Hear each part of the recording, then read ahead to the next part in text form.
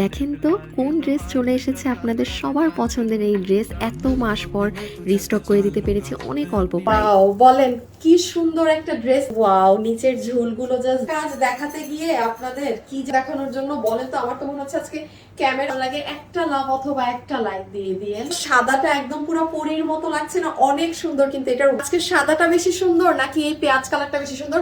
Comment থেকে একটা আপুকে আজকে আমরা ড্রেস গিফট করব। হ্যাঁ, সো কমেন্ট করতে ভুলবেন না আপনার কোন কালার পছন্দ হলো। লাকি একটা উইনার যার কমেন্ট আমরা নিব, সে আমার তরফ থেকে আমাদের যে কোনো একটা ড্রেস গিফট। সুন্দর একটা চিননের দুপাট্টা পাচ্ছি, যেটা খুব সুন্দর শাইনি, ভিতরে একটা নিজস্ব বুনন আছে। আর এটার ভিতরে এরকম ছোট ছোট চারকোনা একটা স্টোনের মতোই একটা জিনিস বসানো থাকে। এই ওড়নাটার মজার ব্যাপার হচ্ছে আপু এটা অনেক পাতলা, আবার গায়ে দিলে মানে শিফন ওড়না কি হয় পুরো মানে গা দেখা যায়, এটাই সেটা কিন্তু দেখা যায় না।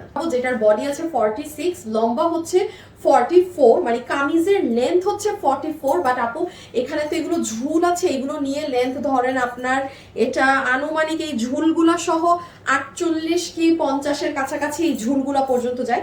কোনো আপু যদি এটাকে শর্ট করতে চান, আমরা দেখেন এখানে একটা ঢেউয়ের মতো করে ডিজাইন করে দিয়েছি। আপনি জাস্ট এটাকে কাটিং করে এই কাপড়টাকে একদম উপরে উঠিয়ে নেবেন।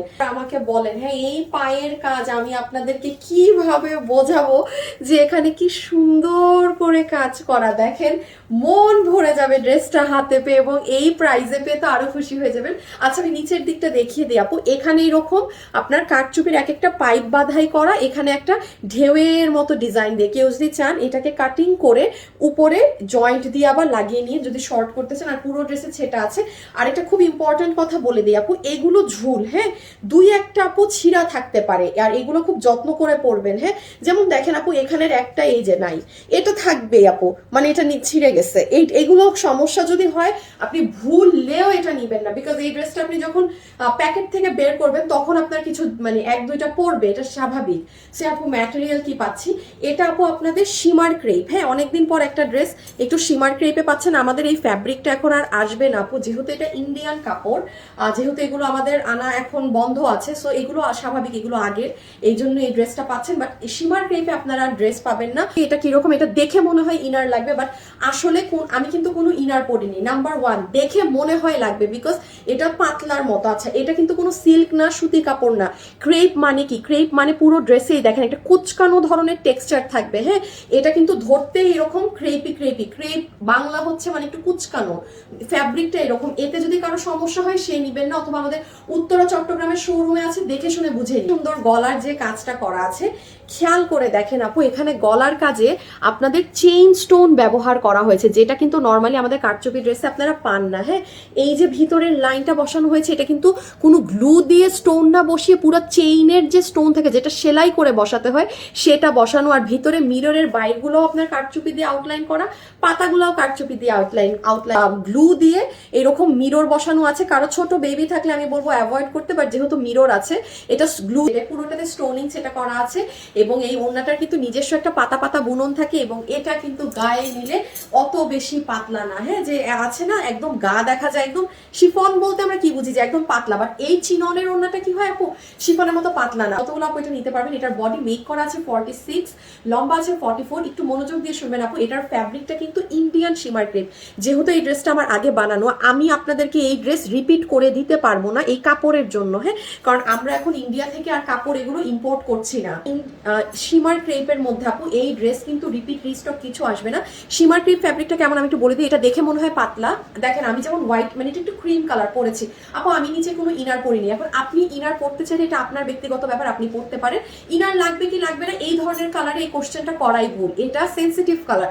আপনি মনে যদি করেন যে না আমি ইনার পরবো পরেন, হ্যাঁ বাট মানে পরাটা বাধ্যতামূলক না। এটাই মানে কিন্তু কুচকানো পুরো জিনিসটা কিন্তু একটা মানে ক্রেপি ক্রেপি টেক্সচার থাকে, যারা বুঝে। গলার ডিজাইনটা দেখি, এটার গলায় আপু খেয়াল করেন এখানে চেইনের স্টোন দেয়া, যেটা আপনারা আমাদের কোনো ড্রেসে কিন্তু এই যে চেইন স্টোনের লাইনটা পান না, বিকজ এটা কিন্তু সেলাই করে বসাতে হয় এবং এটা অনেক টেকসই। হ্যাঁ সো পুরো নেকটা কিন্তু আপু সিম্পল হতে পারে, বাট অনেক এলিগেন্ট ওয়েতে করা আছে। আর স্লিভসে আপু গ্লু সেটআপে এমনি আপনার গ্লু দিয়ে মিরর আর স্টোন নিতে। হ্যাঁ যে ড্রেসের নিচে অপরূপ সুন্দর কাজ করা আছে, নিচের কাজ দেখে আর কিছু মনে হয় না দেখার প্রয়োজন হবে।